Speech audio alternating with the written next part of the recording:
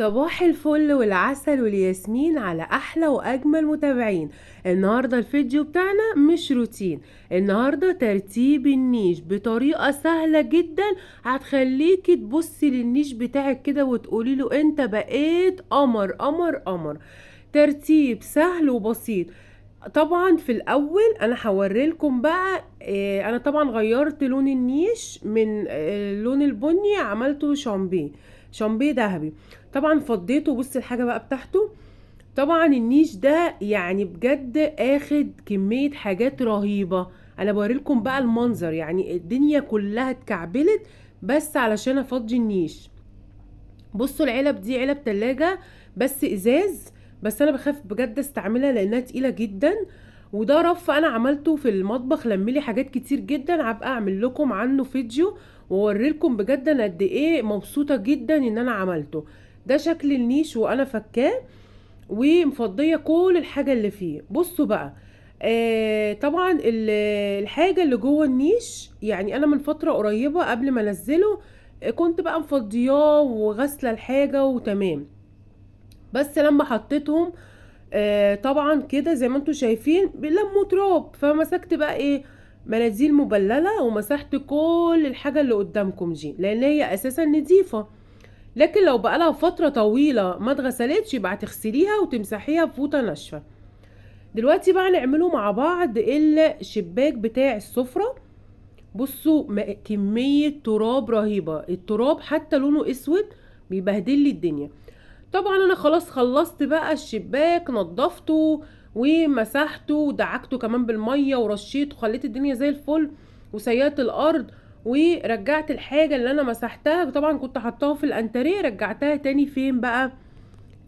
في المكان النيش، رجعتها تاني ايه مكانها. انا بوريلكم بقى الشكل بعد ما خلصت. بصوا بقى الجمال ده، الازاز بتاع النيش طبعا انا خلاص نزلته. جه اللي هو الاستورجي اللي هيغير لي اللون، طبعا بعت واحد من عنده خده. وروقت طبعا الانتريه. بصوا لميت كل الكراكيب بقى، يعني بجد النيش زي ما بيقولوا في ناس كتير جدا بيقولوا ان هو ملوش فعلا لازمه، لان احنا الحاجه اللي جواه بجد نادر جدا لما بنستعملوها. بس بامانه لامم حاجات رهيبه. ودي المروحه بتاعت اوضه الاولاد، بعد ما غسلتها جايه اجربها لقيتها فصلت مش شغاله. هبعتها طبعا بتاع المراوح يصلحها. بصوا بقى الدنيا، بصوا بصوا يعني بجد الدنيا بقت زي الفل، وسيقت وكنست السجاد. والستارة اللي هنا اللي هي اللي عاملة زي الفتل دي انا شلتها لاني بغسلها، بس مش بغسلها في غسالة، انا عادي بجيب كروانة بحط فيها شوية كوريكس الوان، شوية اي مسحوق بقى عندك هتحطيه وتنقعي في الستارة من بالليل للصبح وتصفيها خالص بعد ما تشطفيها ونشريها. بجد والله باجي احطها كاني لسه جايباها ولونها بيبقى مزهزه كده وجميل. طبعا مفارش النيش خلاص، النيش القمر بقى جه الحمد لله.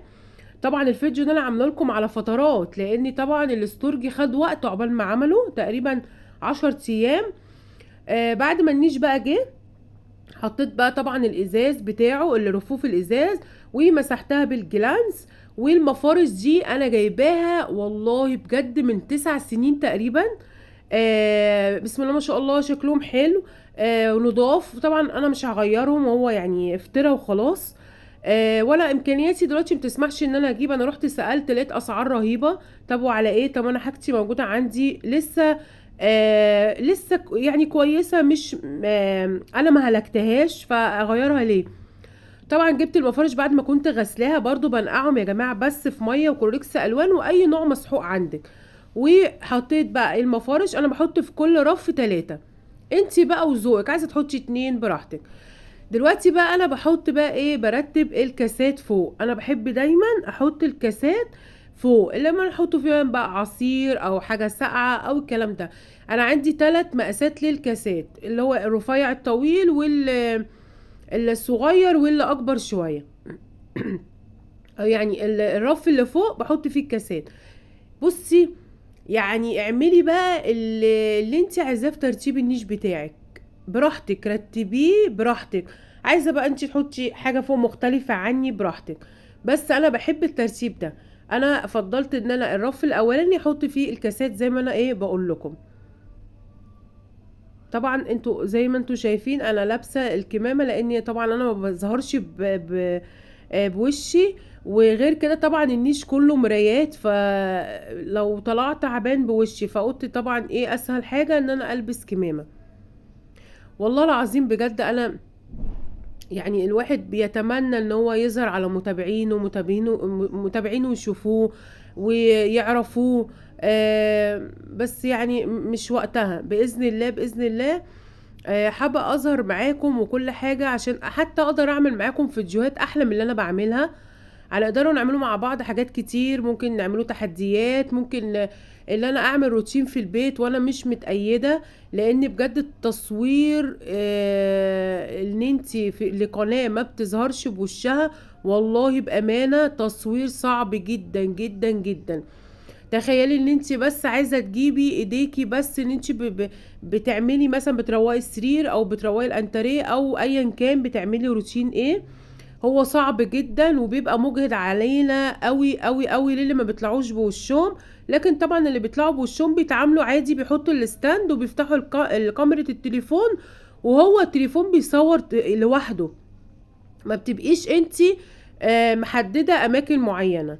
فالله المستعان، يمكن يجي يوم من الايام واظهر، وعلشان متابعيني يشوفوني. ونفسي قوي قوي قوي ان انا لما اظهر وانزل حد يكون بس حتى لو 1% بيشوف فيديوهاتي ومتقبلها وبيحبني، ويوقفني في الشارع بصراحة ويقول لي انتي بتاعت قناة روبي شانل، اقول له يعني ده بجد قمة سعادتي.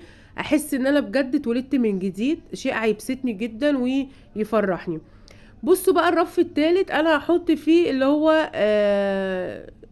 هو الطقم بتاع اللي هو السرفيز. احطه كله تحت بالاطباق بتاعته بصوا بقى الرف التاني ده بتاع الشربات، بس انا بصراحة مش بستعمله. تحفة، شكله حلو جدا. بصوا بقى دي ميدالية خرز انا اللي كنت عاملاها، بعرف اعمل شغل خرز حلو جدا. ودي كده كوبايات ذهبي. ودي برضو السبحة انا عاملاها. بصوا بقى الرف التالت حطيت فيه السرفيس كله، وحطيت فيه البراد بقى والسكرية وبتاعة اللبن. بصوا بقى، طب بالله عليكم شكله حلو ولا مش حلو؟